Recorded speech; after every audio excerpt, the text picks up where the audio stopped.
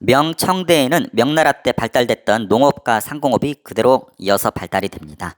특히 이때 외래 작물이 들어옵니다. 그래서 감자, 고구마 이렇게 구황 작물로 알려져 있는 이런 것들도 외국에서 들어오게 되고 여러 가지 산업들이 발달하게 됩니다.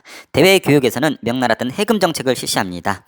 그래서 바닷가에서 사사로이 해외 무역을 개인이 하지 못하도록 금지를 합니다. 물론 후기에는 완화를 시켰지만은 해금 정책을 실시했었고 청나라는 공행 무역이라고 해서 허가된 상인들만 해외 무역을 광저우에서 할 수 있었습니다. 그래서 광저우에는 외국 배들이 들어와서 무역을 할 수 있었는데 나중에 아편 전쟁이 광저우에서 터지게 된 것도 이러한 부분이 영향이 있습니다. 이때는 은이 많이 들어오게 됩니다. 은. 이때 유럽에 인기 있었던 상품이 차, 도자기, 비단 등인데 이런 것들이 미친 듯이 팔리게 됩니다. 그러면서 결제 대금으로 은이 쓰이게 되는데 이때 은이 많은 이유는 신대륙을 콜럼버스가 발견을 하면서 서양 세력이 신대륙을 통해서 수많은 은을 가져오게 됩니다. 그래서 이 은을 중국에 유통하게 되면서 이때 중국의 별명이 은의 블랙홀이다. 은을 빨아들이는 블랙홀이다 할 정도로 은이 대량으로 중국으로 다 빨려 들어갑니다. 이걸 통해서 중국은 은을 통해서 세금을 납부한 제도로 정비하게 되는데 명나라 때 일조편법, 청나라 때 지정은제 등이 은으로 납부한 공통점이 있습니다. 일조편법은 모든 세금을 이 두 가지로 통일해서 내는 거고 지정은제는 이거마저도 토지에만 세금을 부과하는 걸로 바뀐 부분입니다. 확실한 것은 은으로 납부했다는 것을 꼭 기억해 주기 바랍니다. 지배층은 신사층이었는데 유교적인 소양을 갖춘 지식인을 말합니다. 이들은 요역, 속된 말로 노가다도 면제되고 간단한 죄 같은 경우는 면제되는 특권이 있었고 마을을 통치하는 그런 영향력이 있었습니다.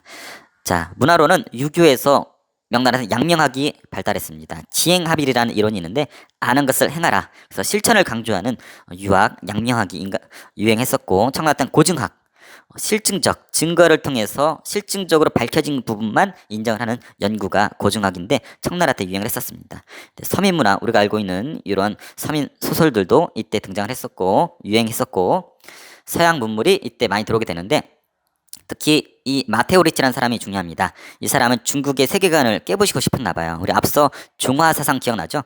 중국 중심의 세계관을 탈피시키고자 곤요 만국전도라는 세계제도를 그립니다. 보다시피 중국이 물론 크긴 하지만 기존의 중화 사상이 이었었던 중국 중심의 지도에서 실질적인 중국 지도가 그려지게 됩니다. 이걸 통해서 중국 사람들은 깜짝 놀랐다고 합니다.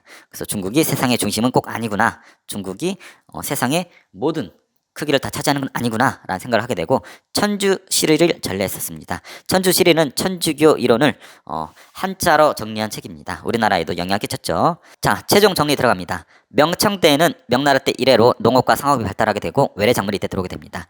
대외 교육으로는 해금 정책과 공행 무역이 행해졌고 특히 청나라의 공행 무역은 허가받은 상인들만 광저에서 무역을 했었다는 거. 이때 은이 대량으로 들어오게 됩니다. 인기 있었던 중국의 물건을 팔고 은이 유입이 되는데 이때 명나라는 일조편법과 청나라는 지정은제로 세제를 개편했었습니다. 이 당시 때 지배층은 신사라고 하고 유교적 소양을 갖췄고 여러 특권이 있었고 유학은 명나라의 양명학, 명나라의 고증학이 유행했었고 양명학은 지행합일, 고증학은 실증적인 연구였었다라는 거. 서민문화가 이때 발달했었고 서양 문물이 전래된 대표적인 사례가 마테오 리치의 곤유 만국전도를 통해서 중국 중심의 세계관이 탈피되었다라는 거.